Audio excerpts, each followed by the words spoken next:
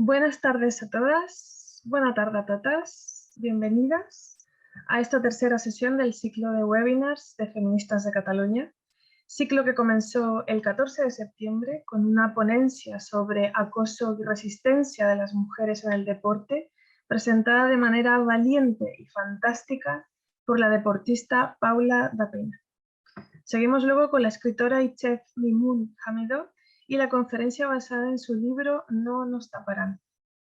Continuaremos el 16 de noviembre con la doctora endocrinóloga Carme Valls, que nos hablará sobre su libro Mujeres invisibles para la medicina, un interesantísimo trabajo que devela las graves consecuencias de la medicina antropocentrista. Acabamos el jueves 9 de diciembre con una mesa redonda en donde debatiremos sobre las leyes de identidad de género y gracias a nuestras fantásticas compañeras y profesionales nos situaremos social, política y jurídicamente a nivel global, estatal y autonómico. Estos webinars los podréis encontrar en nuestra web y en nuestro canal de YouTube para que hagáis difusión y los podáis ver las veces que queráis. Personalmente, yo me los pongo de fondo y es una maravilla. Todo esto para llegar al día de hoy, en donde tengo el placer de presentar a la psicóloga especializada en psicología clínica, psicología de la mujer, maternidad e infancia, Gemma Cánovas Sau, miembro de la sección de Psicología de las Donas del Colegio Oficial de Psicólogos de Cataluña y profesora hasta el confinamiento en la Facultad de Psicología de la Universidad Blanquerna Ramon Llull de Barcelona. También es colaboradora técnica del Programa de Prevención de la Violencia del Ayuntamiento de Barcelona e imparte conferencias y cursos a profesionales y asociaciones de mujeres de todo el Estado. Tiene 8 años de trabajo en el SAV, el Servicio de Atención a la Víctima de la Fiscalía de Barcelona, uno de mis tantos sueños como estudiante de psicología. Ha sido tallerista de casas de acogida para mujeres maltratadas en Cataluña durante algunos años y tiene además 3 años de experiencia participando en el Consell de Benestar Social del Ayuntamiento de Barcelona. Como podéis ver, no se queda corta ni en formación ni en experiencia, y como muchas de nosotras, no para. Hoy Gemma nos hablará del género de la violencia, haciendo aportaciones desde la mirada profesional y crítica de la atención psicológica. La verdad, y ya que estamos en confianza, no os podéis imaginar lo agradecida que estoy a mis compañeras de Feministas de Cataluña por permitirme presentar a Gemma. Como estudiante de psicología a mis casi 40 años y como víctima de violencia machista, que de hecho hace poco terminó la orden de protección que me protegía de mi agresor, es un honor para mí poder compartir este webinar como una mujer que ha dedicado tantos años de su vida a trabajar para ayudar a cientos de mujeres que han vivido las consecuencias de una sociedad que enseña a los hombres a hacernos daño de 1000 maneras.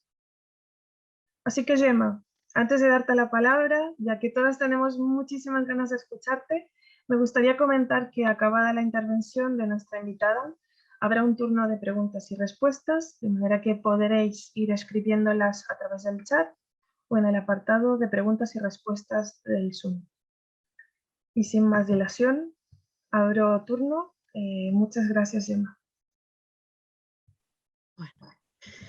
Buenas tardes a todas o a todos, y es que también hay hombres escuchándonos.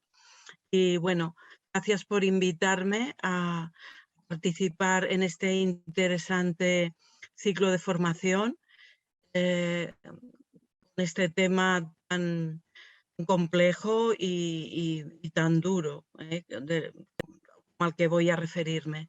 Gracias, Carolina, por tus amables palabras.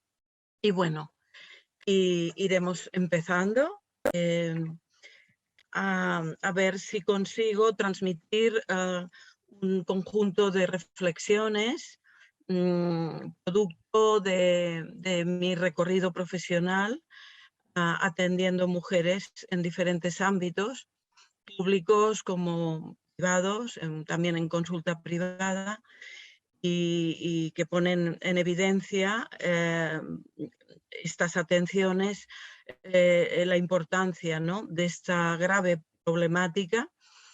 Es, digamos, lo que aparece en los medios de comunicación como la punta del iceberg, podríamos decir, ¿no?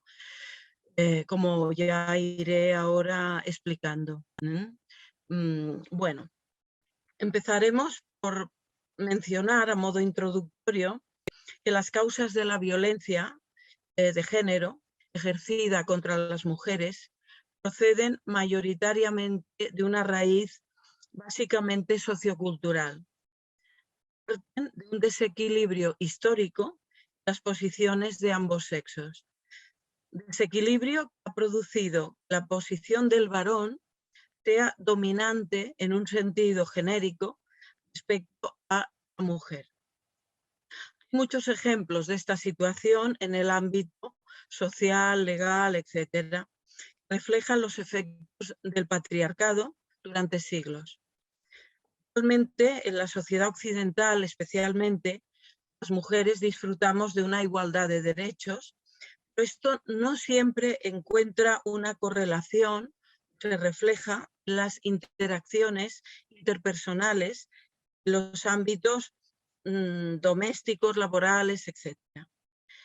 Me voy a centrar más en esta exposición en lo que se refiere a las relaciones de pareja. Sabemos que el concepto violencia es muy amplio y violencia de género también tiene sus ramificaciones en diversos ámbitos, pero me voy a centrar más en la pareja.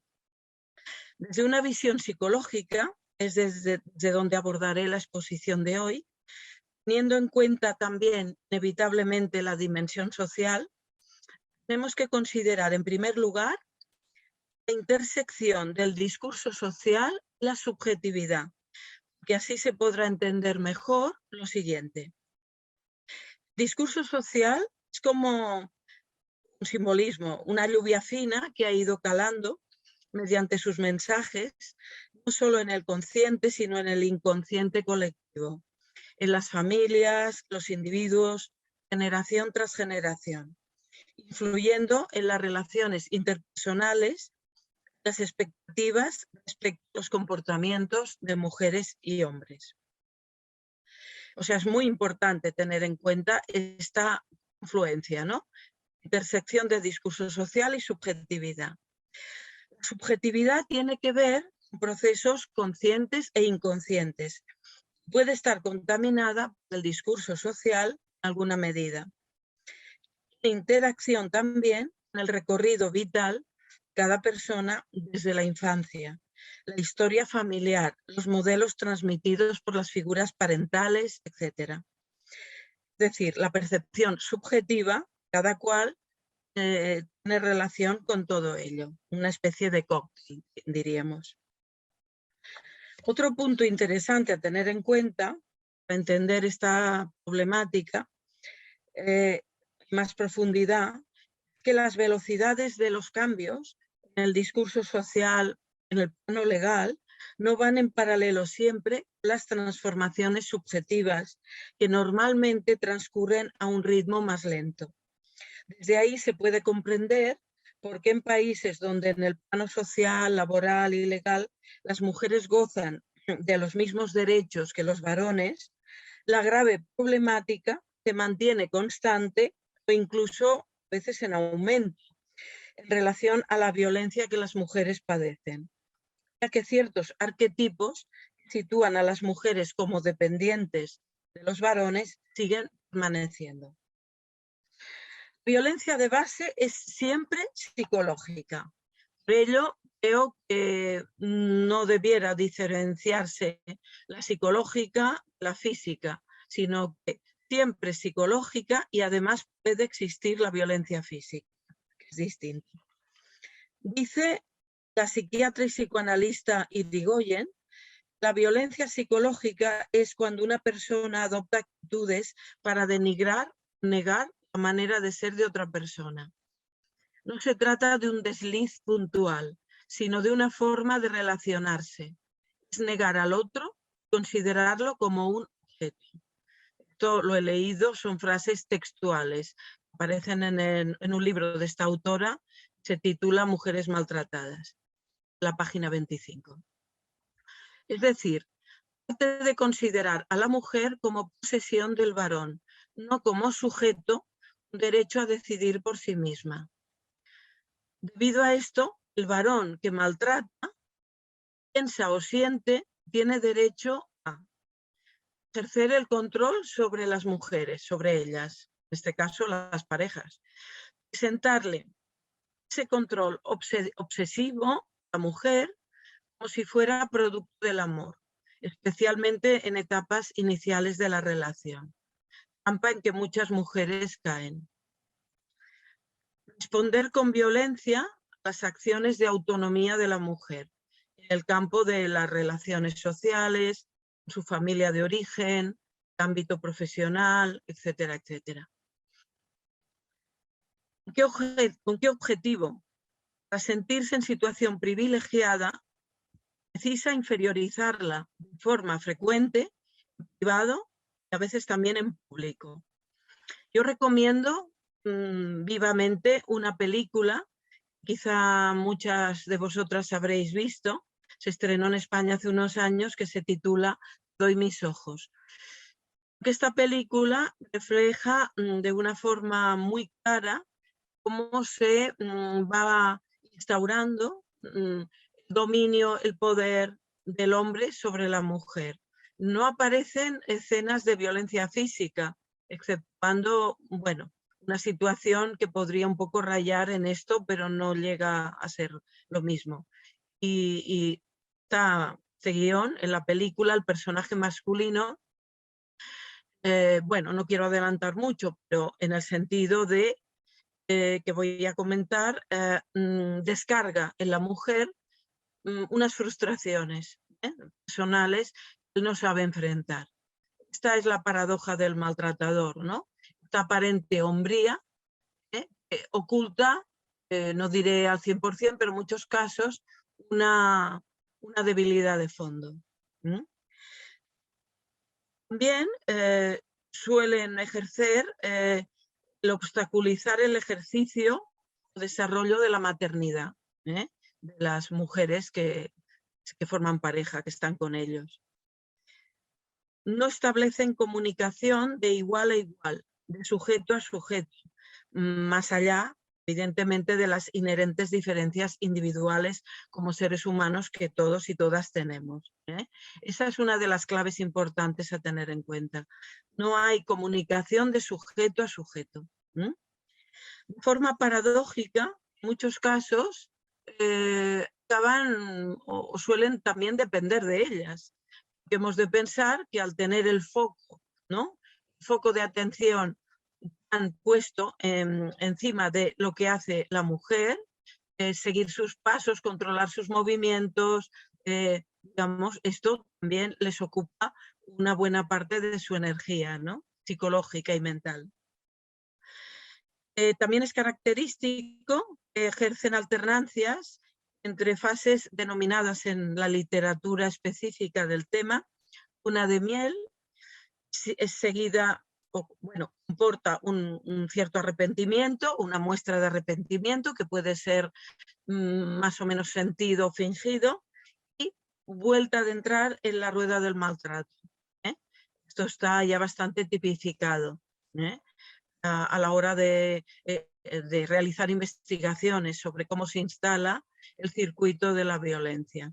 En los pasajes estos, denominados de luna de miel, entre comillas, muchas mujeres suelen bajar, digamos, como mucho más sus defensas y llegar a darles otras oportunidades que ellos piden, bueno, tratar de comprenderlos, de justificarlos, y suelen ser trampas, son trampas, mayoritariamente porque no conducen a una modificación profunda de los comportamientos de ellos, de este tipo de hombres que ejercen malos tratos a las mujeres. Bueno, voy a ir ilustrando esta exposición con algún fragmento de mujeres, de casos que yo he atendido, de forma muy sintética y respetando evidentemente datos muy privados para que no puedan ser identificadas. Una joven de unos 27 años, atendida en servicio público, inició con un joven extranjero en un viaje de turismo una relación. Él tenía ya antecedentes penales graves, era también consumidor de cocaína y alcohol, fue estableciendo una relación sentimental con ella que cada vez iba degenerando en más tóxica. A partir de ahí empezaron a convivir en el país donde él vivía y le controlaba las llamadas de móvil, sus movimientos en busca de trabajo, le dictaminaba en qué podía o no podía trabajar, el dinero que ganaba, etcétera, etcétera. Empezó con maltrato psicológico y siguió con el físico.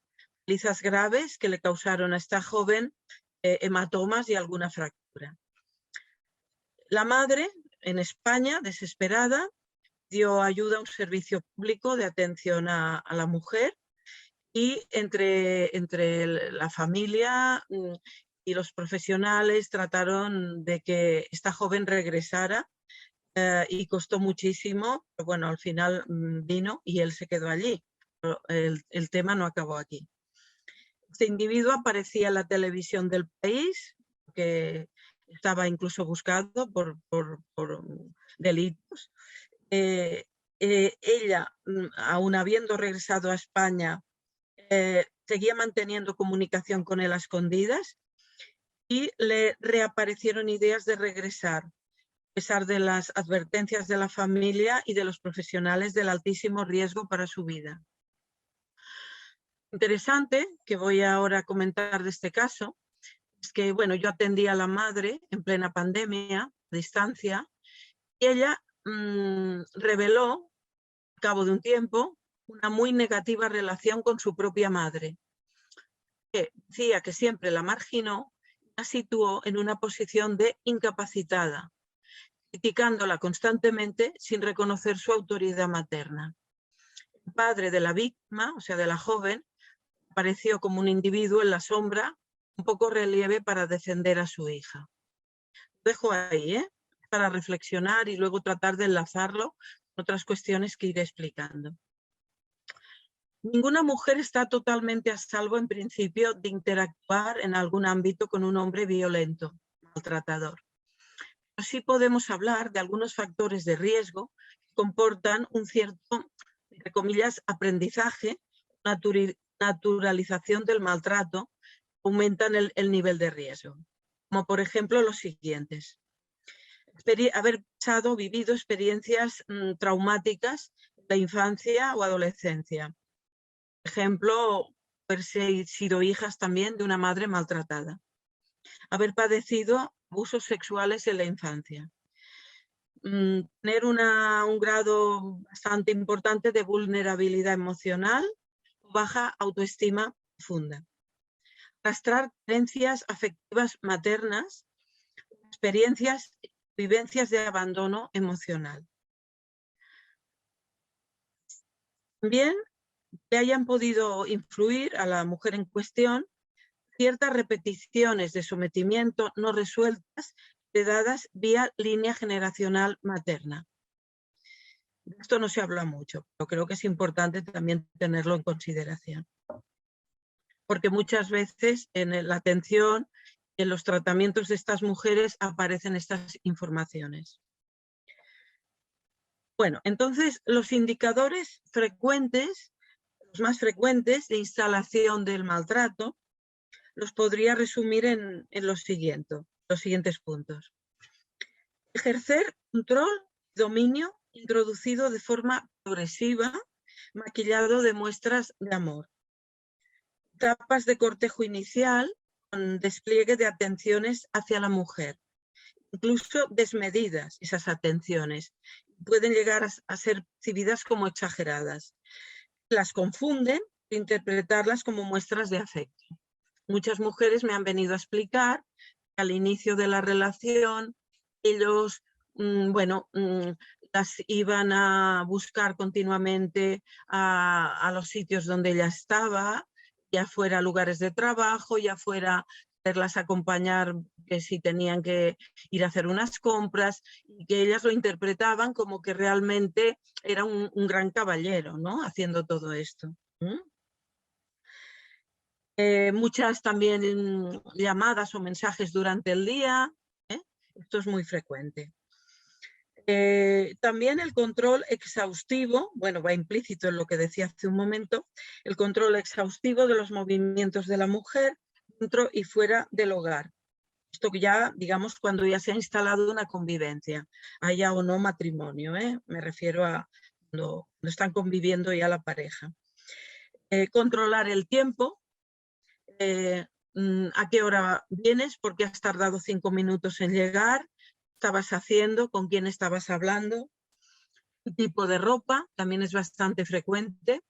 Muchas explican, bueno, y muchas jóvenes incluso, que ahora sabemos que hay mucha más libertad en el vestir. Ellos empiezan a decirles, cuando salgas conmigo no te pongas esta falda o no te pongas este body, porque, bueno, estás muy provocativa. Bueno, cosas de este estilo. Control de la economía también suele producirse, sobre todo cuando hay convivencia. Las mujeres, no siempre, he de decir que cada situación es distinta y cada caso también, pero evidentemente ahora me de ir refiriendo como a unos denominadores comunes bastante habituales. Existe la violencia económica, que se denomina así, es mantener a la mujer sujetada con un control exhaustivo de la economía, aunque ella tenga sus propios ingresos, digamos, ¿no?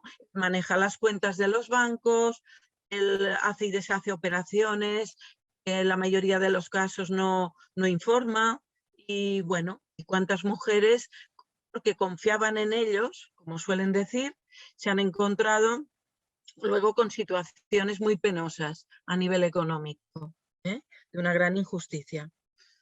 También es frecuente que les planteen demandas de relación sexual sin considerar el deseo de la mujer.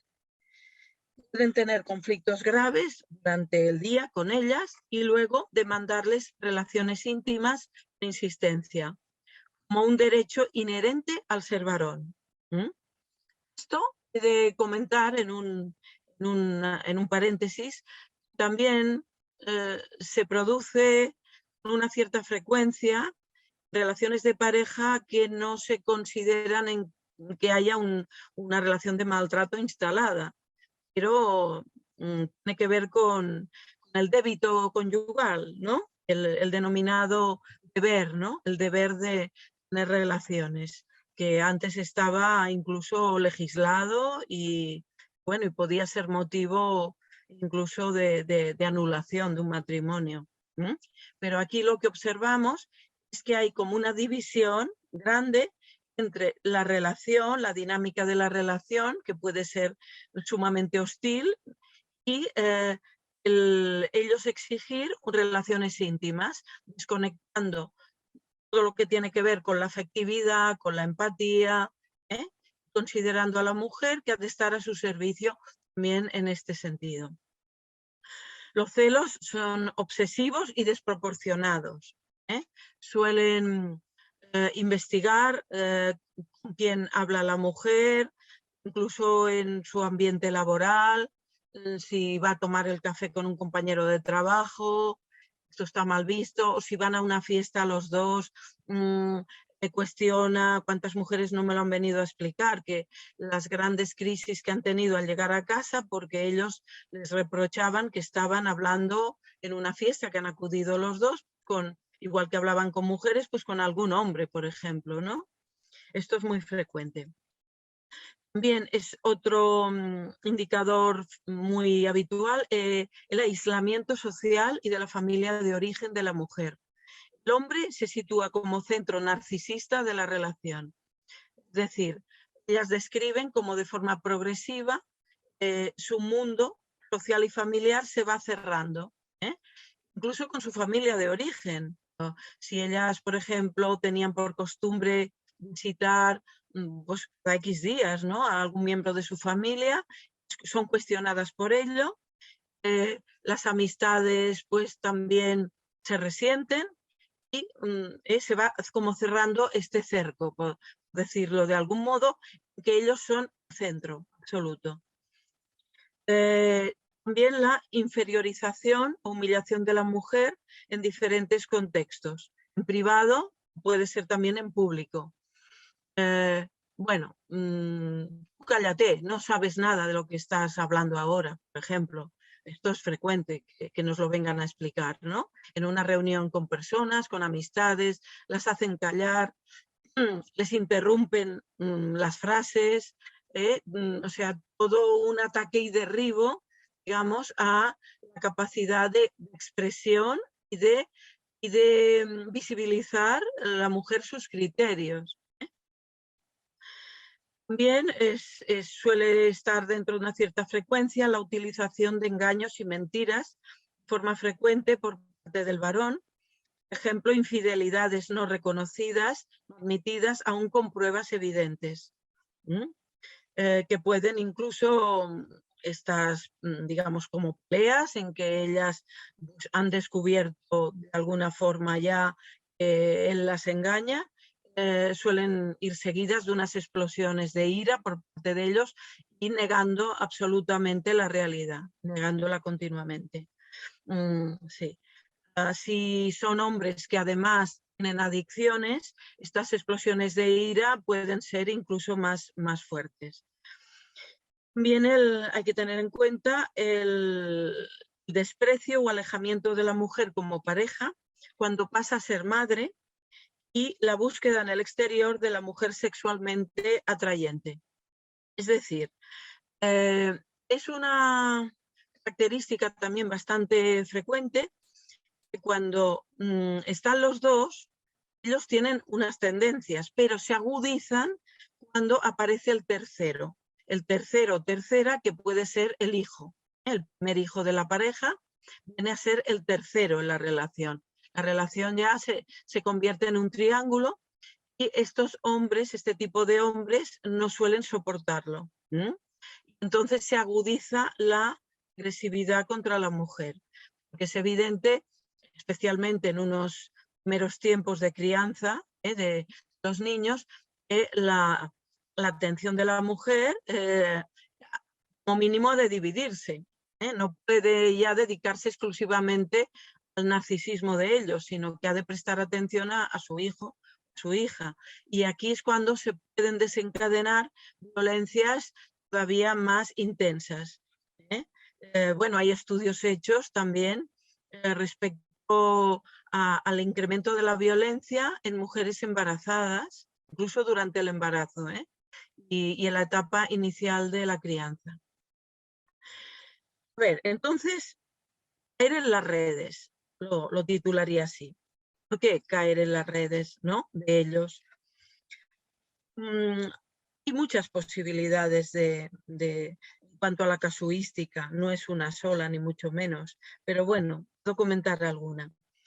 El encuentro con el otro guión hombre, viene a dar sentido a muchas mujeres a su existencia, que de lo contrario la viven como incompleta. El hombre aparece como facilitador de la identidad mujer y de la identidad madre. En relación a la identidad madre, esto está, bueno, cambiando, se está modificando en los últimos tiempos debido a que, bueno, hay mujeres que acuden a ser madres, a la reproducción asistida o a la adopción sin pareja. Esto es un hecho histórico muy reciente. Normalmente las mujeres que han criado solas a sus hijos a lo largo de la historia han sido por motivos de han sido abandonadas o separadas o viudas, etc. Pero esto que acabo de mencionar es importante a nivel de la raíz histórica. Hemos de pensar que no tantos siglos hacia atrás, una mujer que no estaba casada, no tenía un hombre que la protegiera, prácticamente no era nadie en la sociedad. tenía o que meterse en un convento o pasar a, bueno, a vivir, digamos, pues resguardada por algún otro hombre de la familia que la quisiera acoger, ¿eh? Y esto ha tenido su influencia y su peso a lo largo de generaciones.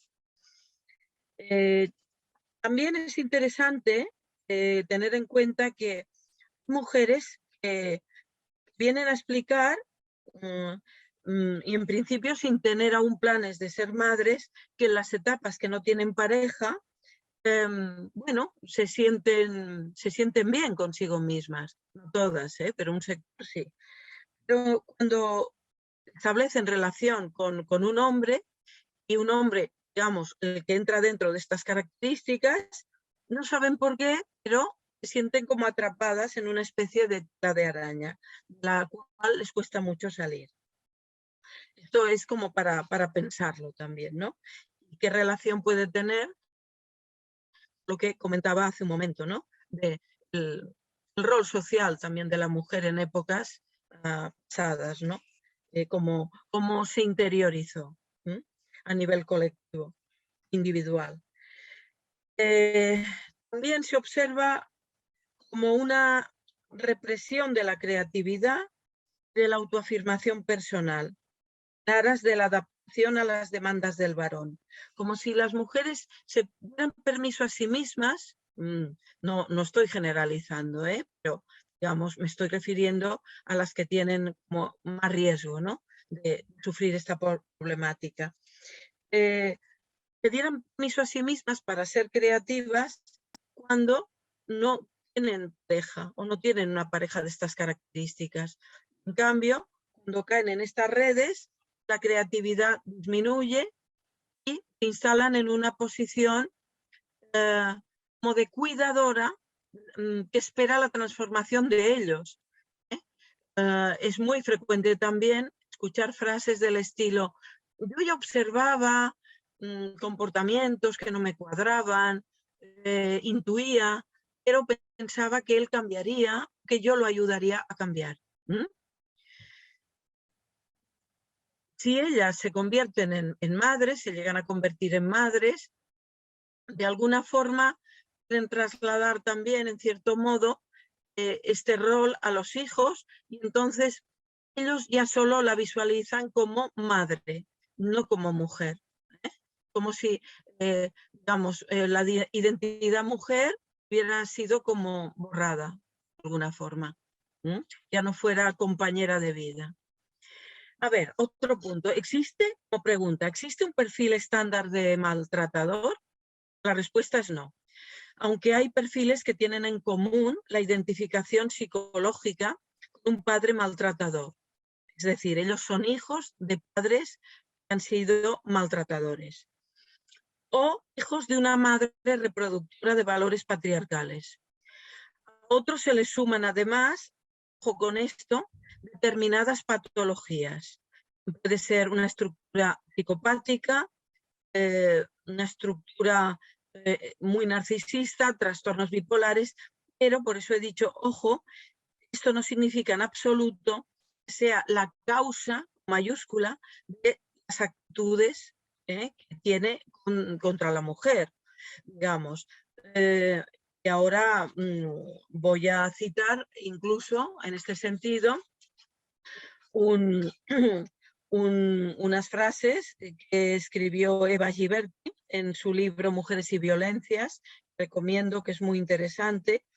Y ella textualmente ha escrito la expresión de un maltratador después de escucharla a ella en un medio de comunicación. Este hombre dijo: yo nunca estuve enfermo. Le pegaba a mi esposa por abuso de poder. Es una página pesada y oscura de mi vida. Ghiberti menciona esta intervención como atípica, realmente, ¿no? Que realmente no es frecuente que este tipo de hombres tomen esta conciencia, ¿no? Y lleguen al nivel de conectar que lo que han hecho realmente es un abuso de poder y un problema de poder, ¿no?, en la relación con la mujer. Entonces, yo a veces cuando doy cursos, charlas o incluso según qué momento o fase de la atención a mujeres maltratadas, también menciono una ecuación simbólica para que entiendan la posición que ellas han estado adoptando de forma inconsciente. Es la siguiente, es la ecuación de la posición de un amo frente a la posición de esclava. El amo puede depender de la esclava, ser débil interiormente, como comentaba antes en relación a la película Te doy mis ojos. La esclava sentirse acomodada, entre comillas, en esa dialéctica insana. Esto es una cuestión a analizar. Pero es cierto que no hay amo sin esclava, no hay esclava sin amo. Es una ecuación que creo que es muy importante para tener en cuenta y comprender las posiciones cuando se da una relación de este tipo. Los efectos psicológicos frecuentes en las mujeres que padecen violencia de género, bueno, son muchos. Yo voy a enumerar ahora unos cuantos que son los más frecuentes. Es muy importante defender el concepto de violencia de género. Aunque ahora el concepto género se está desvirtuando, digamos, creo bastante, pero realmente ha de nombrarse así, creo, o de género o machista, porque no se puede incluir bajo ningún concepto este tipo de violencia en la doméstica, que la doméstica es como un cajón desastre, ¿eh? Y hay sectores que intentan incluirla ahí. Pero no se puede porque se dan otro tipo de, digamos, de casuísticas, como estamos viendo aquí. Entonces, entre esos efectos, los más frecuentes, está, bueno, el daño a la identidad, bajar la autoestima, y ya estaba de algún modo la autoestima cogidita con pinzas en algunos casos, baja. Incremento de posibles síntomas o patologías anteriores a la relación, esto también hay que tenerlo en cuenta. O sea, atendiendo mujeres, bueno, pueden haber algunas, un sector, nos explican que ellas, por ejemplo, habían tenido pues alguna depresión anteriormente, antes de conocerlos a ellos, o algún trastorno de ansiedad, o lo que fuera. Y esto se acentúa, se agrava. Los síntomas son más fuertes y esto hay que andar con mucho cuidado porque algunos profesionales las derivan a terapia de pareja o a mediación. Está totalmente contraindicado. Luego nos vienen explicando que las sesiones de terapia de pareja se ha utilizado de alguna manera esta información de algún síntoma que ellas, bueno, ya arrastraban, digamos, de épocas pasadas, para culpabilizarlas, para hacerlas responsables de la violencia que él ejerce, ¿eh? Con lo cual esto es iatrogénico, no hay que admitirlo. Pero bueno, a veces ellas, la buena intención de tratar de arreglar las cosas, antes de plantearse una separación, se acceden a ir a hacer sesiones de pareja con algún profesional. Bueno, si el profesional está formado en estas cuestiones mínimamente, hará pocas sesiones y derivará posiblemente a nivel individual, ¿no? A los dos, pero con diferentes terapeutas. Pero no siempre es así. Y por eso esto hay que tenerlo muy en cuenta. También es muy frecuente que aparezca ansiedad, crisis de ansiedad, angustia, depresión, afecciones psicosomáticas, y hay muchas, pero bueno, trastornos digestivos, trastornos ginecológicos, o incluso a veces puede aparecer cáncer también, ¿eh? Insomnio, dificultades para conciliar el sueño, disociación cognitiva, en el sentido de, como un mecanismo de protección, digamos, como pusieran en un compartimento estanco toda la vivencia del maltrato, y lo minimizaran. Y otra zona, digamos, de su energía psíquica, es como si todo fuera normal. Ahora lo explico de una forma muy superficial, pero para que se entienda.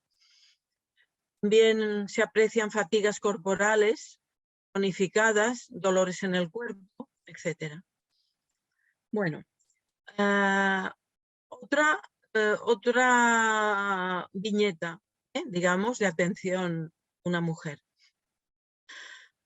Una mujer atendida por mí en un servicio explicaba que cuando su marido llegaba a casa, después del trabajo, entraba muchas veces en la cocina, un ámbito que sabemos ha sido atribuido clásicamente a la mujer en el hogar, y le cambiaba todo de sitio, todo, o sea, las ollas, las sartenes, todo.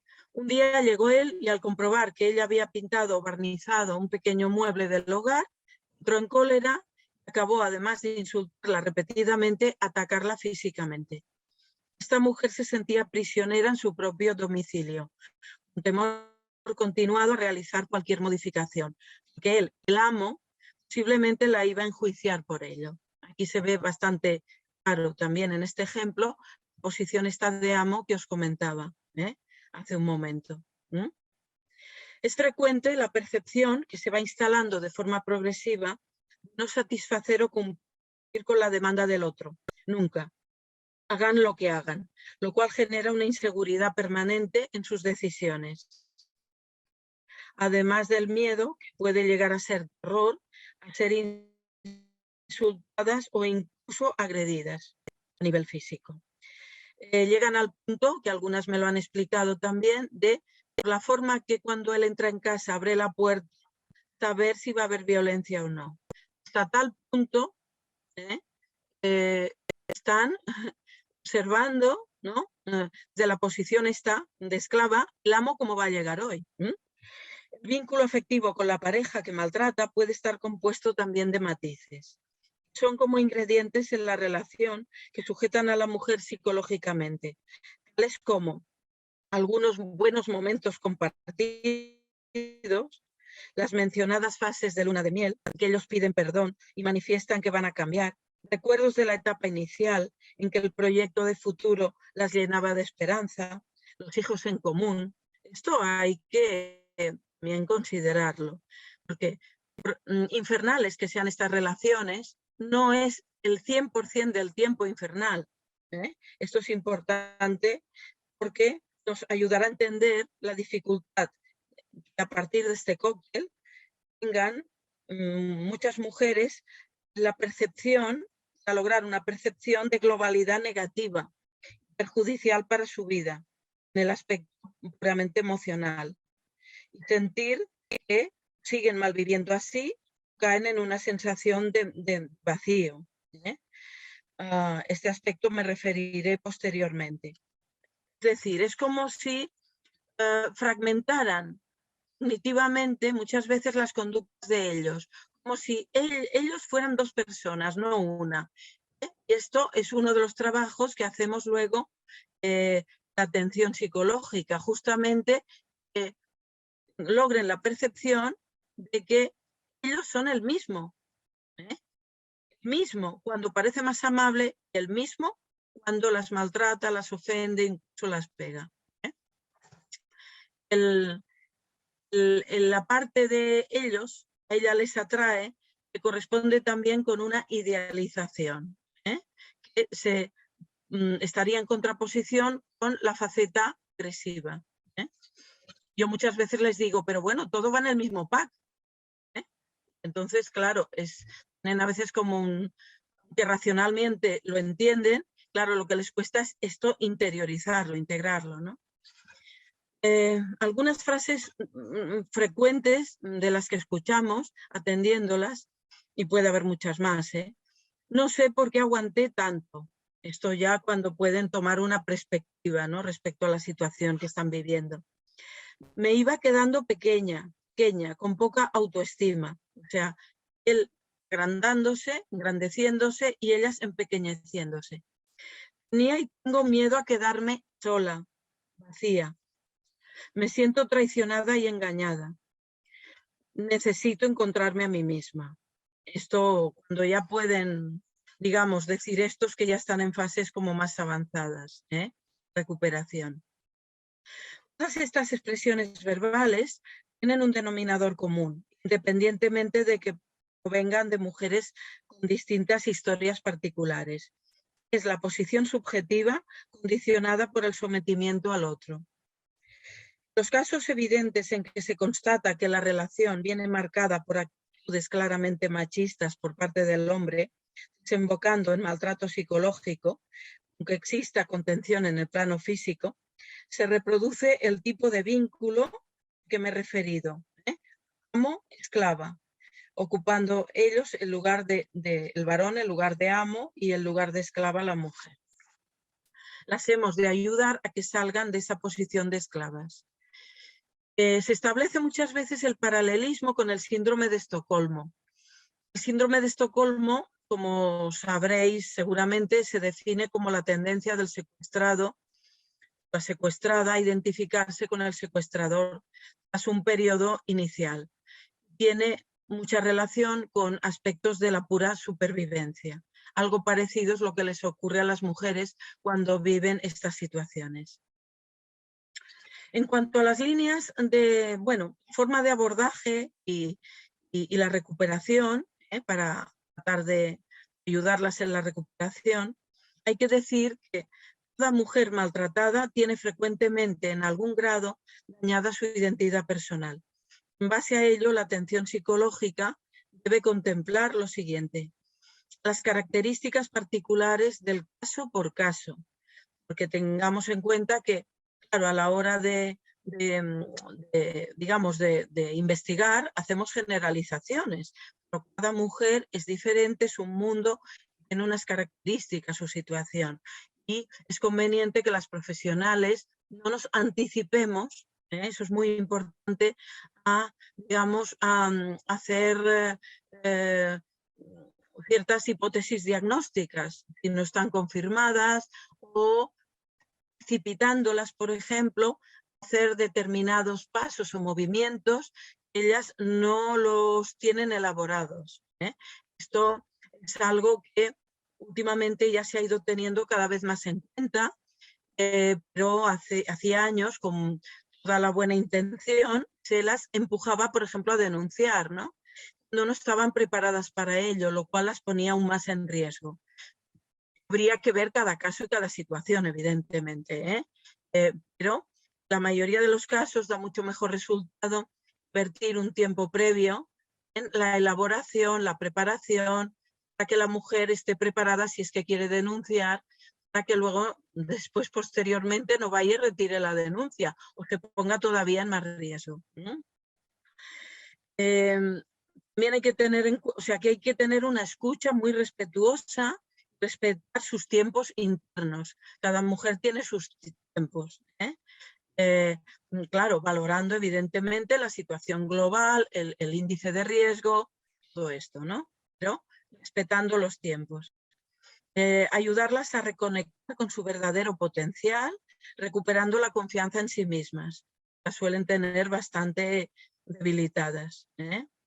O sea, llegan a decir que no creen que puedan hacer nada en la vida o que no creen en sus posibilidades. Y estamos hablando de mujeres de todas las edades y de todos los niveles culturales. O sea, esta es una problemática transversal a muchos niveles, a nivel de edad, a nivel de formación cultural, etc.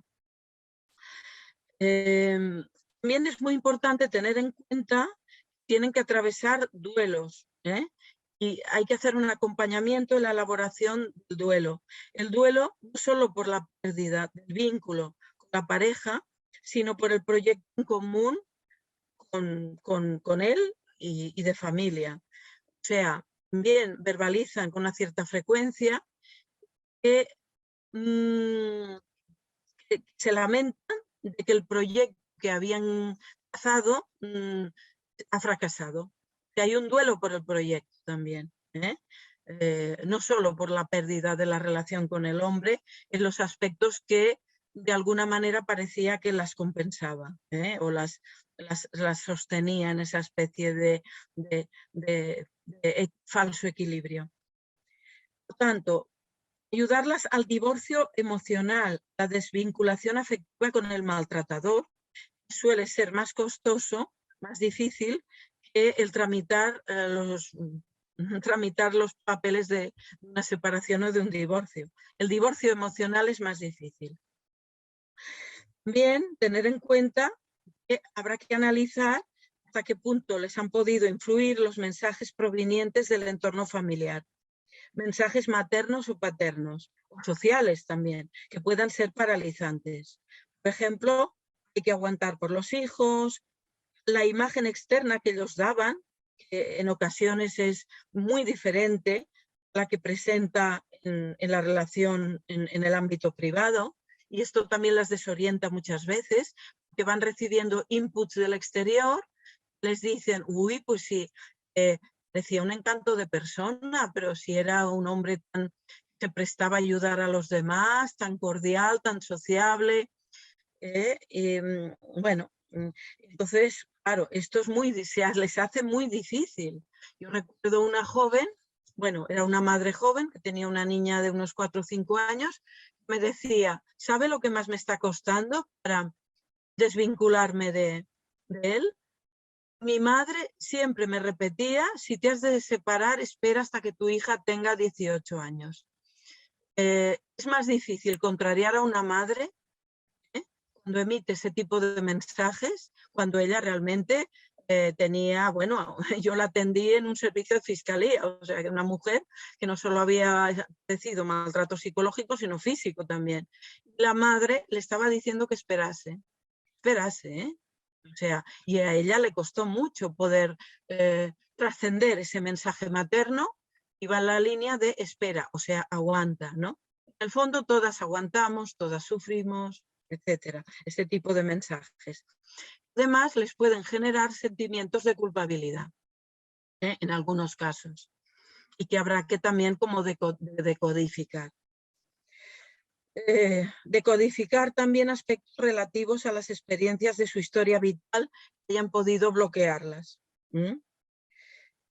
También habrá que trabajar los efectos adversos en el ejercicio de su maternidad.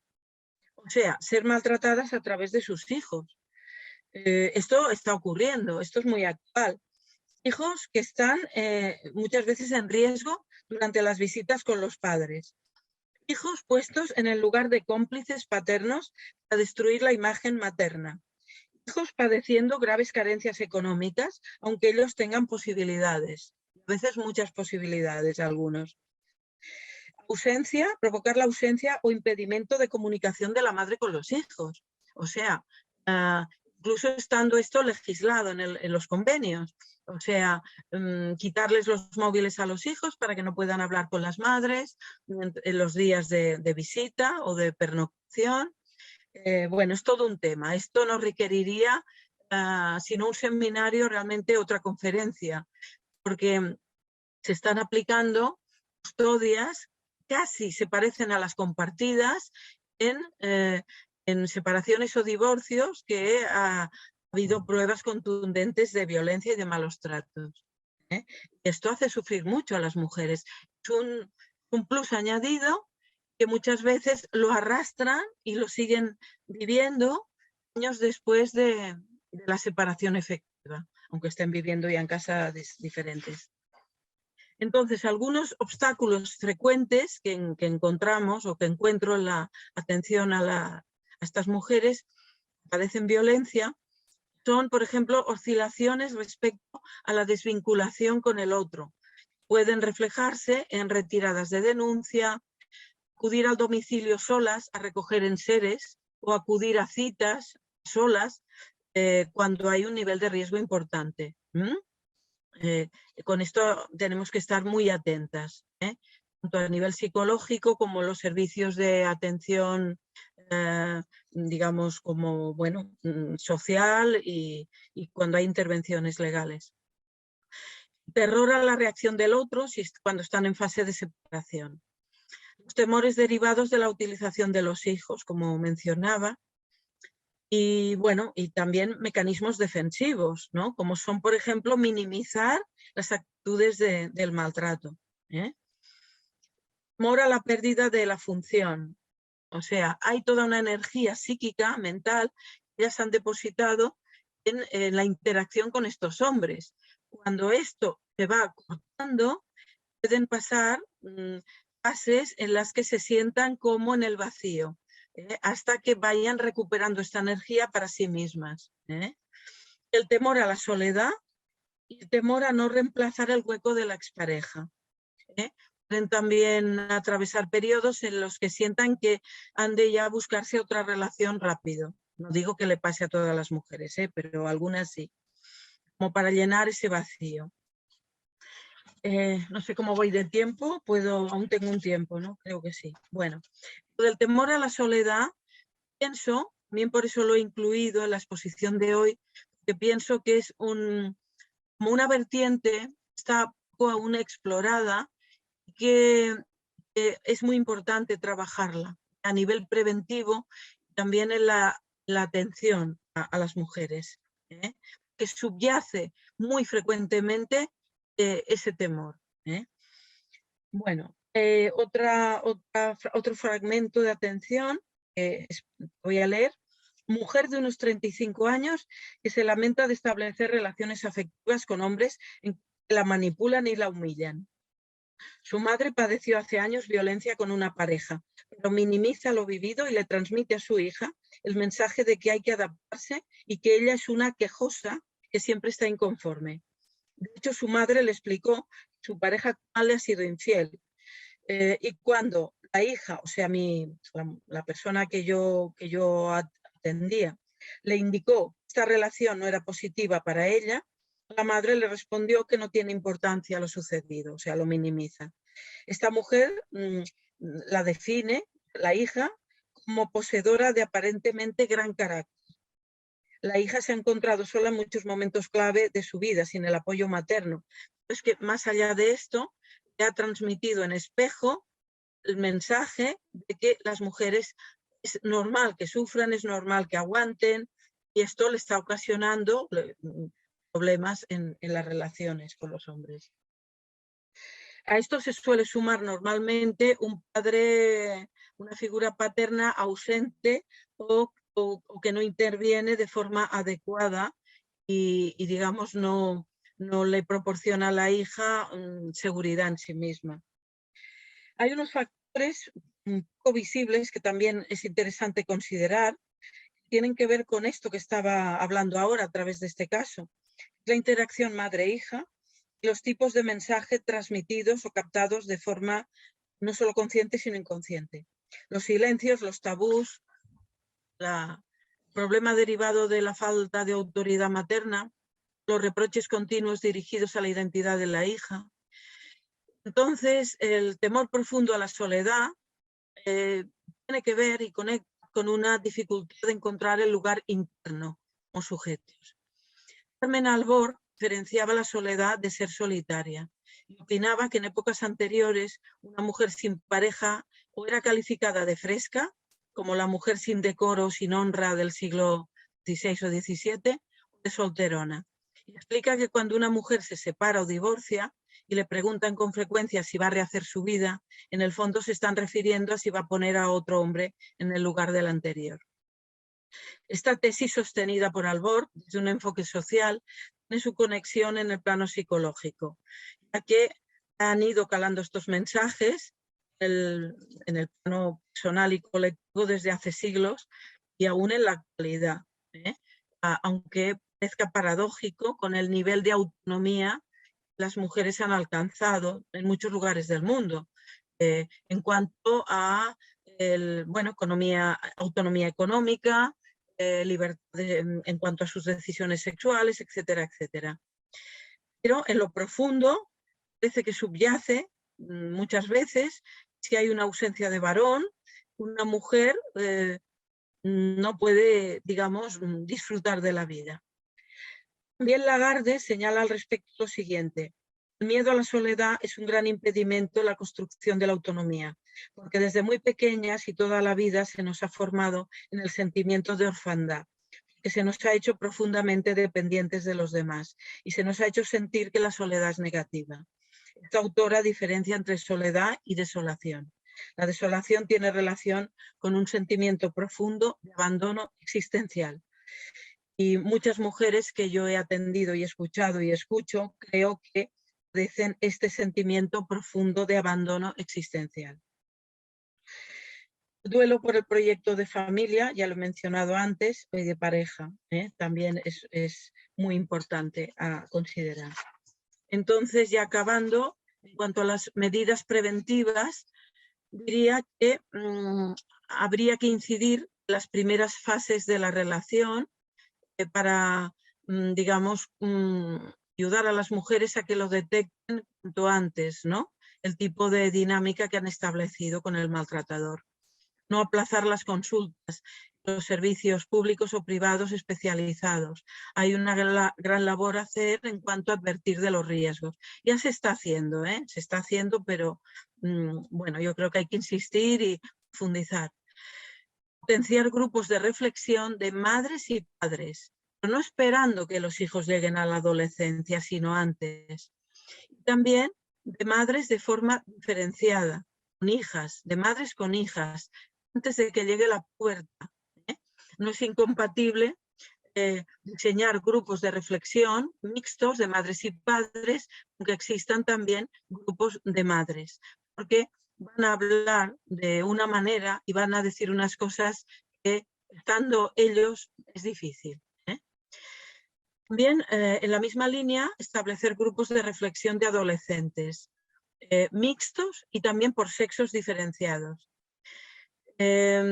Control es muy importante porque esto no lo he mencionado antes, como está yendo en aumento ya prácticamente en la infancia el visionado de pornografía, que tienen acceso niños ya de 8 y 10 años, por internet, en los móviles.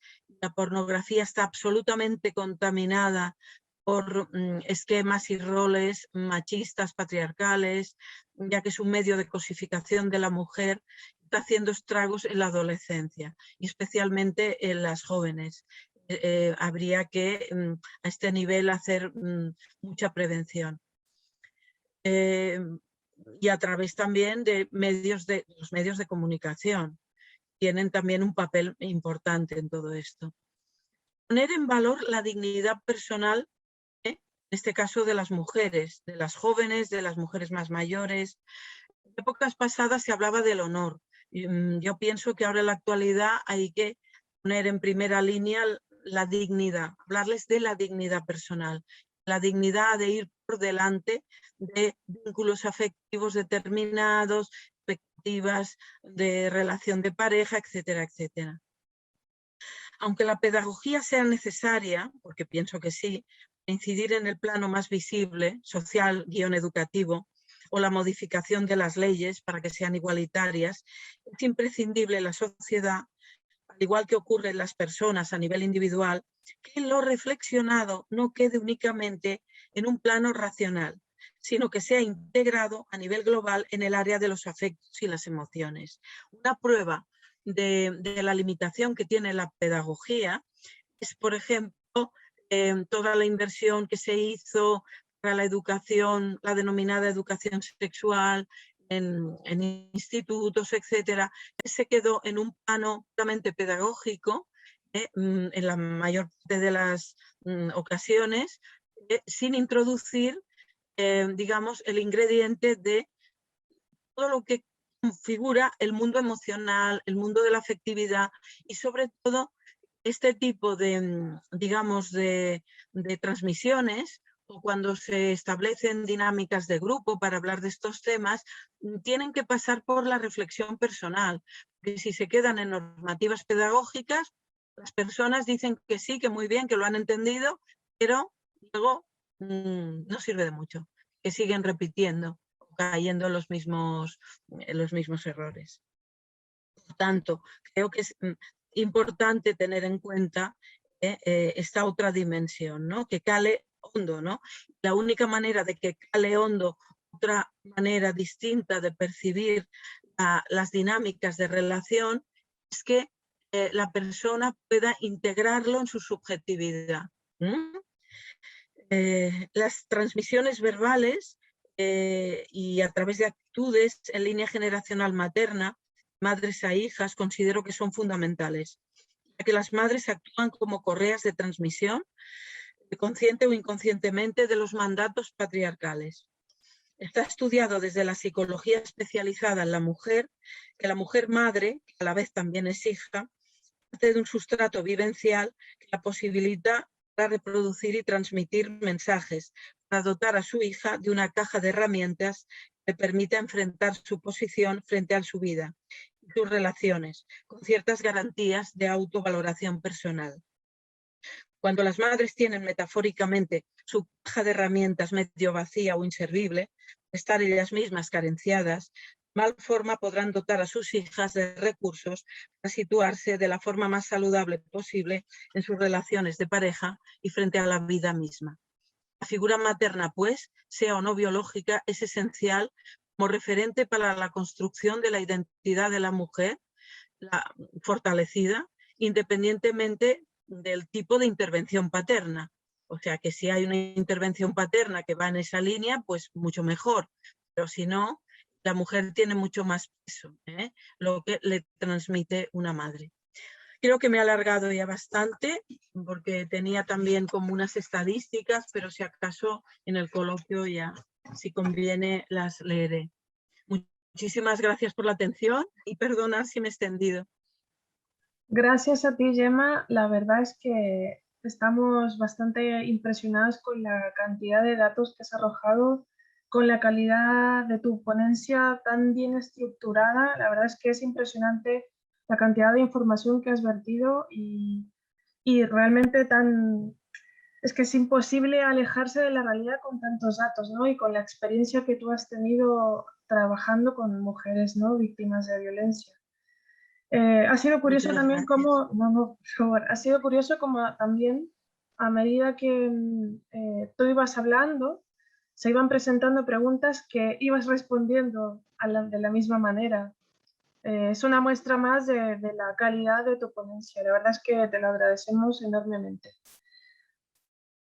Allí sí que a mí me resulta interesante, ¿no?, esta relación que has comentado que existe entre la aparente necesidad que tiene la mujer, ¿no?, de ser madre, digo aparente porque es una cuestión de presión social completamente, y por una cuestión también de presión social de buscar a un hombre, ¿no?, para este propósito.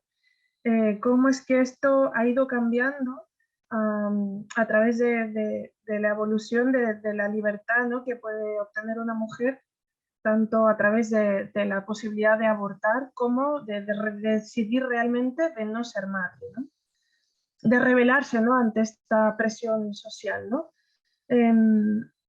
¿Por qué entonces nos cuesta tanto entender o aprender o realizar o autorrealizarnos en la idea de que estar solas no es lo mismo que no tener pareja? O que podemos no tener pareja, pero eso no significa el hecho de que estemos solas, ¿no?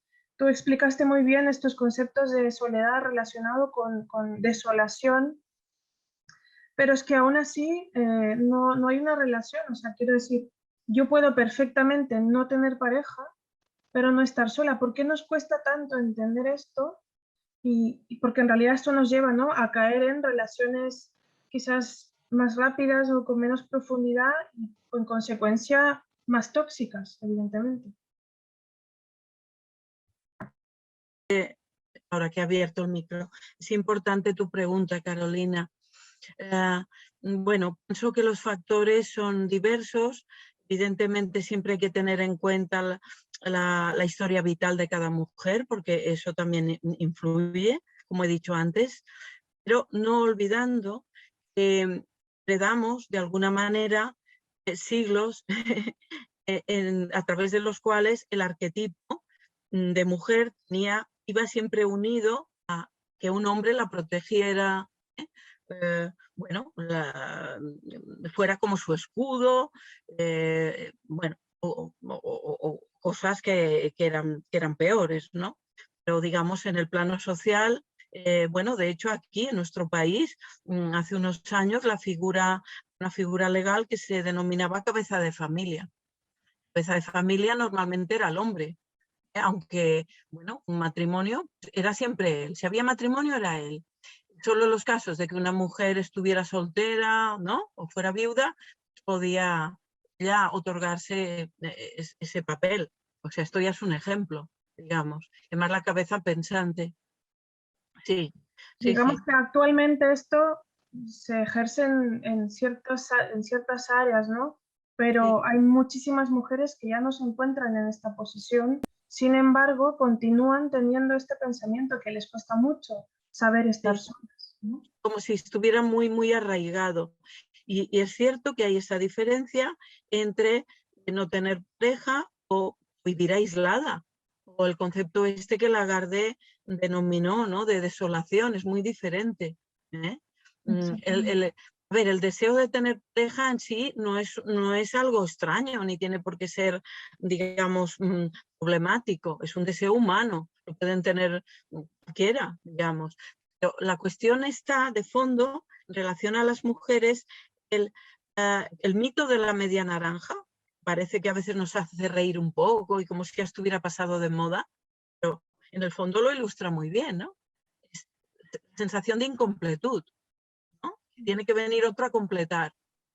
Vamos, claro, esto tiene unas raíces históricas y no es fácil en el fondo desprenderse.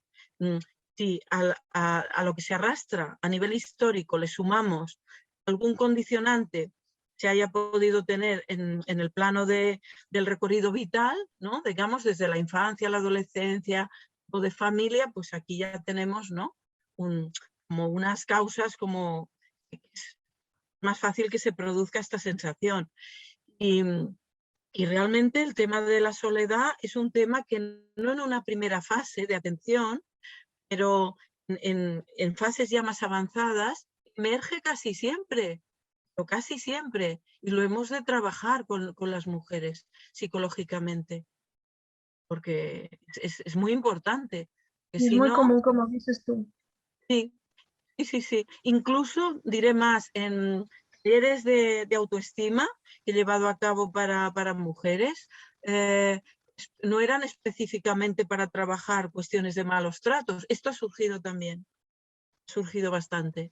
Mm, Sí. Sí, sí, Tengo otra pregunta, Gemma. sí, Con respecto a la violencia que ocurre cuando hay hijos o hijas, ¿no?, dentro de la pareja, esto también es una cuestión muy común y, por sí, supuesto, peligrosa, no solo para sí, la mujer, sino también para los niños.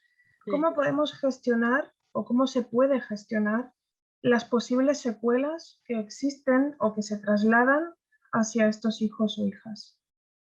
Sí. Bueno, en primer lugar, claro, ver cada caso, las características, los componentes que tiene cada situación, etcétera. Eh, no todo hombre que maltrata, luego bueno, yo pienso que sí, que todo hombre que maltrata digamos, a la madre de sus hijos, está maltratando a sus hijos de alguna manera. Esto creo que es un principio que lo hemos de tener siempre en cuenta. Lo que a partir de ahí sí que vemos que hay una cierta diversidad de situaciones, porque existen todos esos ejemplos que mencioné antes, de utilizar a los hijos, ¿no?, como un medio para denigrar a la mujer, digamos, a hablar mal de ellas o negar a la madre la posibilidad de que se comunique, etcétera, etcétera. Entonces, este es un campo muy, muy amplio en el cual también hemos de hacer un trabajo bastante intenso con ellas. Que muchas veces, y es humano y es normal, ellas sienten que los van a perder incluso a los hijos. Pero no perder en el sentido que los vayan a dejar de ver, a veces también, sino de que la influencia de ellos va a ser tan grande, se van a desvincular Se afectivamente. perderán el afecto de Entonces, los hijos. claro, claro. Entonces hay que hacer un trabajo en la línea de que ellas perseveren, que sean pacientes. Los frutos se ven a veces no de forma inmediata, sino a largo plazo. O sea, cuando ellas estén con sus hijos, el tiempo que, que puedan o que sea, traten de transmitirles mensajes que sean positivos, que sean buenos. No digo en el sentido de idealizar al padre, ¿eh?, eso da muy malas consecuencias, hay normalmente malas consecuencias. No tienen por qué taparle al padre, ¿no? Todos sus problemas, digamos. O, bueno, tampoco se trata de que lo vayan machacando día a día, verbalmente me refiero, pero sí ellas se otorguen a sí mismas una autoridad y un lugar para que vean que el vínculo con los hijos no se destruye, ¿eh? Y que los mensajes que ellas les transmiten, los mensajes van en línea de, bueno, de positivos, del afecto, del crean en sí mismos, todo esto va a fructificar en algún momento, ¿eh? Pero pueden pasar Esto en el periodos caso bastante de, malos. Ujú. claro, incluso, pero el daño puede ser aún mayor cuando los niños son testigos de la violencia, ¿no? Sí, Y sí, quizás la sí, pregunta también iba por aquí. sí, Cuando, ya, cuando presencian el tipo de violencia sí, física o psicológica constante hacia la madre, sí, ¿qué tipo de secuelas tienen estos niños en su desarrollo personal, individual, ¿no? Eh, sí. y cómo les Pueden puede tener afectar secuelas. como un desarrollo hacia su propia adultez, ¿verdad? Pueden tener secuelas y de hecho las tienen, y en los servicios especializados hay un área para atender a los hijos también, ¿eh? Claro Mm, que sí. Eh, entonces, aquí sí que entraríamos en una cuestión que también es importante a tener en cuenta, si son niños, si son niñas, porque a veces hay niñas que también se identifican con el padre. Y a veces hay madres que me han venido a decir, mi hija me recuerda muchísimo en muchas actitudes al padre. ¿eh? Y puede ocurrir, pero tampoco es conveniente que ellas vean un hijo o hija como un alter ego del marido, que eso no beneficia a los hijos tampoco. Los hijos hay que darles el rol que les toca, que es un rol diferenciado, ¿eh? O sea, el hijo no es el padre o la hija no es el padre tampoco. Por tanto, luego ya se verá cómo se encauza estas actitudes que pueden tener, a veces reproducen, y contra la madre. Normalmente más los varones que las chicas, pero puede ocurrir. Entonces, pues que... perdona, por qué crees Sí. que se repite más este patrón de violencia hacia la madre cuando es niño y no es niña? Y por la identificación con el padre, por nivel de identidad de sexo, sobre todo en el periodo previo rozando la pubertad, porque es cuando los niños, bueno, las niñas también en otro nivel les pasan otras cosas, pero es como que da otra vuelta, digamos, de tuerca, se reactiva el cuestionamiento de la propia identidad. Y el referente a ese nivel para un hijo varón es el padre. Entonces, Sumado a esto, el refuerzo social, ¿no? Que tiene sí, de la sí, violencia, ¿verdad? sí, pero entonces en estos casos, lo que yo trabajo con ellas, si se da se puede dar este riesgo, es que les presenten como referentes otras figuras masculinas, que pueden ser del entorno familiar o no. A veces puede ser un tutor del colegio, un profesor, para que vean que hay otros modelos de comportamiento masculino, ¿eh? Y esto les vaya calando. Y que traten de, bueno, quedarse, por decir de alguna forma, con lo que sea salvable de estos padres, y lo que sea judicial, no imitarlo, ¿eh? Yo recuerdo hace años una niña que atendí, que era hija de una mujer maltratada, y la nena, cuando venía a las sesiones, es que, bueno, el padre era una figura totalmente, mm, eh, bueno, maléfica, por decir así, para ella, como un monstruo, ¿no? Pero claro, a nivel de su desarrollo, fue muy bien un día poder encontrar un rasgo positivo del padre que se podía salvar, y era que el padre era músico y sabía tocar la guitarra, por ejemplo. Eso Mm, le ayudó, ¿eh? O sea, pero esto ya hay que ver también cada caso. claro, sin llegar a idealizar, por supuesto. Es muy Sí, interesante sí, lo que, sí, porque es importante también, ¿no? No salvar ese rasgo para obviar o no, esconder todo lo no. demás. De hecho, todas las madres que me han venido a explicar, bueno, que han sufrido malos tratos especialmente, que creyendo que lo hacía lo mejor posible, han estado tocando, idealizando la figura paterna, haciendo ver que, bueno, minimizando todo, han tenido problemas luego. Claro. Y con los hijos. Y los hijos, cuando crecen, se sienten estafados muchas veces porque se les ha omitido una información importante. Ahora, la manera de transmitir, bueno, y de decir la verdad, eso hay que ver, claro, a cada edad de los niños, hay que hablar de una manera, de otra, la forma de expresar, ahí podemos matizar, ¿no? Es decir, no tapar, no tapar, ni mucho menos.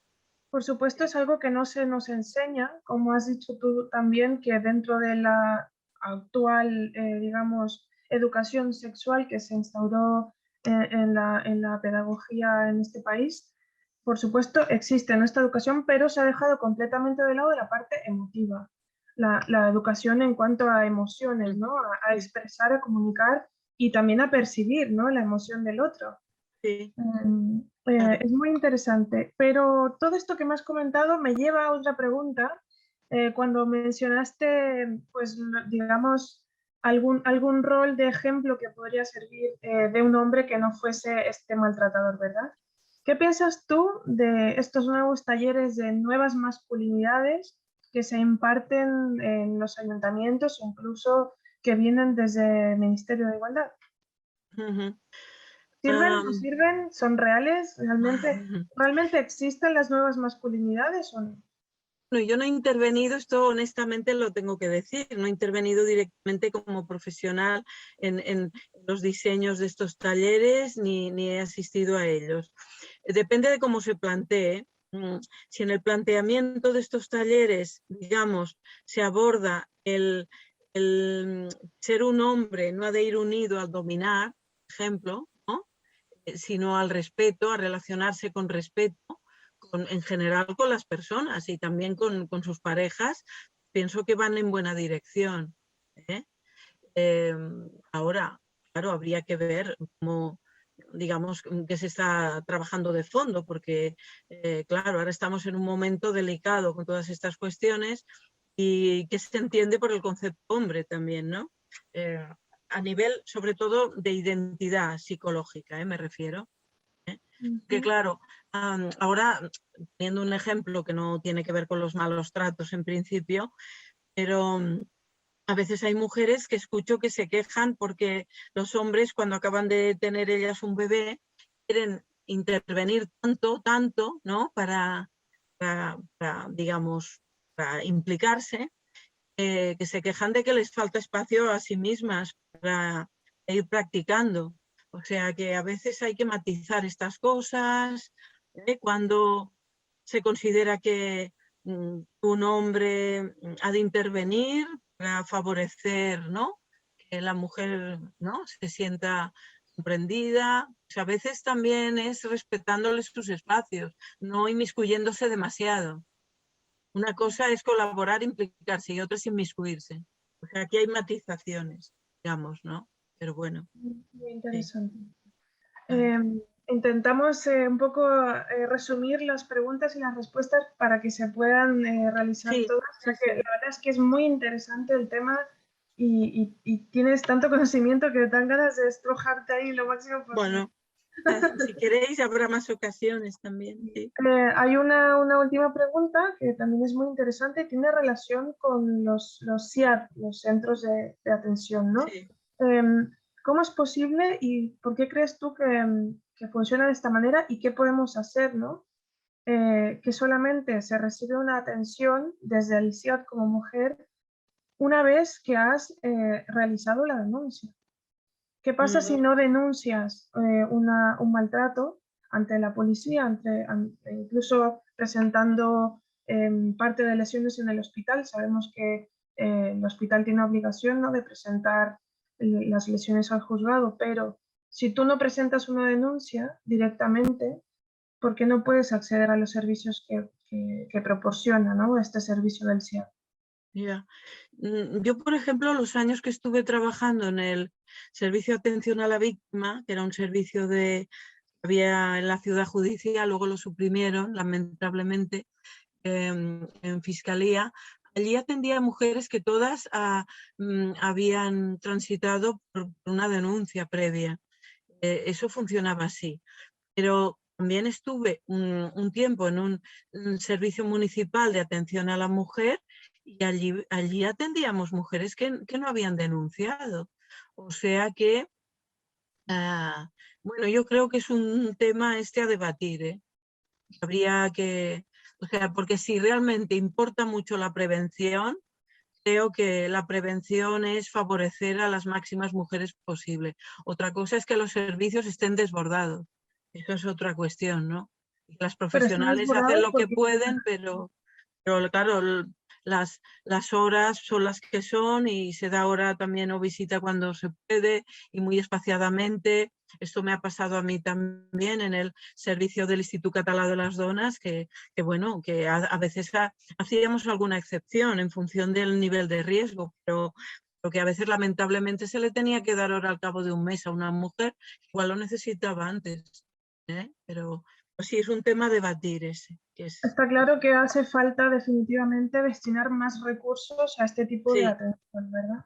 Eso por un lado, definitivamente. sí, por un lado a la atención concreta y por otro A en la la prevención. prevención calando hondo, diría yo, ¿eh? O sea, que no se quede solo, como decía yo, la pedagogía.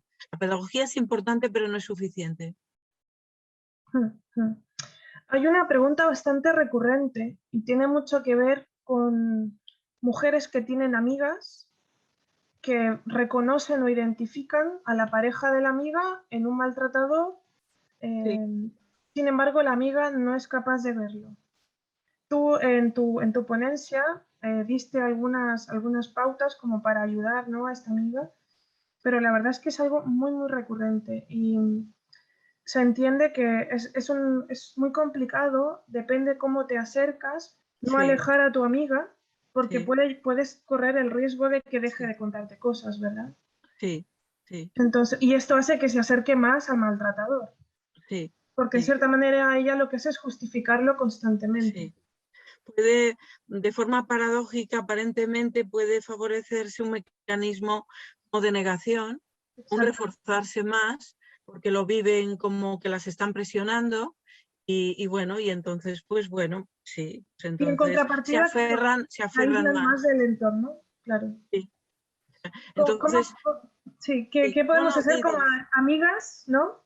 sí, sí, Para intentar ir despertando sí, esta sí, conciencia que ellas puedan identificar lo mismo que vemos nosotras desde el sí, exterior. sí, sí. Bueno, cada mujer, como digo, es un mundo, pero en líneas generales creo que lo más prudente es primero facilitarles información de determinados servicios, ¿no? Y bueno, y que ellas pues decirle que se lo piensen, que reflexionen, que no pierden nada, por ejemplo, por pedir un día visita, ir a hablar, cómo se sienten. Y eso sí, eso en primer lugar. Y también, bueno, dejarles como el camino abierto, en el sentido de, claro, una amiga no va a hacer de terapeuta, ni es su función, pero si realmente hay un afecto, de que si cuando ellas quieran hablar de cómo se sienten, lo pueden hacer, ¿no? Lo puedan hacer, pero sin presiones dirigidas a, ¿no? Has de separar ya o has de... No, menos que haya, ya digo, hay que ver caso por caso, ¿no? Un nivel de riesgo de su vida altísimo que entonces aquí sí que hay que tomar otro tipo de medidas.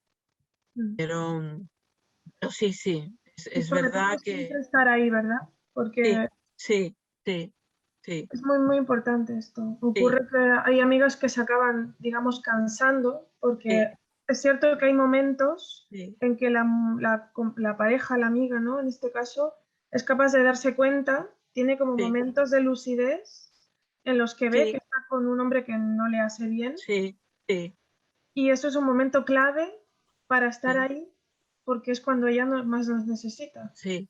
O hacer algún tipo de comentario en la línea de hacerlas pensar. O ponerles como bastante delante una contradicción muy evidente, ¿no? Por ejemplo, dices que te quiere mucho, pero si te controla el dinero que ganas o si te... No, es un ejemplo, ¿eh? pueden ser muchos, pero para O que piensen. evidenciar con ejemplos externos Sí, que sean iguales a lo que le ocurre a ella, sí, pero que gracias al vínculo emocional que tiene no es capaz de sí, identificar en su pareja. sí, Sin sí, embargo, lo ve fuera hasta sí, que se da cuenta que es lo mismo que le ocurre, ¿no? sí, sí, sí. Es Más una bien ir por esa dirección, mm, porque no hay ninguna garantía de que a mayor presión, mayor respuesta. O sea, no, al contrario, incluso pueden, ¿no? Digo, fortificarse más en su posición, ¿no? mm. Mm. Y luego Pues la Gemma, información. Sí, sí. estamos llegando al final del webinar. La verdad es que ha sido un placer, tanto para mí como para mis compañeras y seguro para las que en adelante podrán acceder a este material a través del vídeo que se colgará. Y quería darte Muchísimas las gracias. gracias. Yo quería darte las gracias humildemente en nombre de todas las mujeres a las que gracias a ti hoy pueden vivir un poco con menos de miedo y queriéndose y respetándose un poco más. Muy amable, Carolina. Gracias a vosotras también. Y si ha podido servir para, sobre todo para reflexionar, ¿no? Alrededor bueno, de lo que se ha expuesto, de lo que he expuesto hoy, pues bueno, me daría por satisfecha. Y a todas vosotras, compañeras, que podéis ver esto y que estáis sufriendo algún tipo de violencia machista, os animo a buscar ayuda, a no perder las fuerzas y que sepáis que no estáis solas.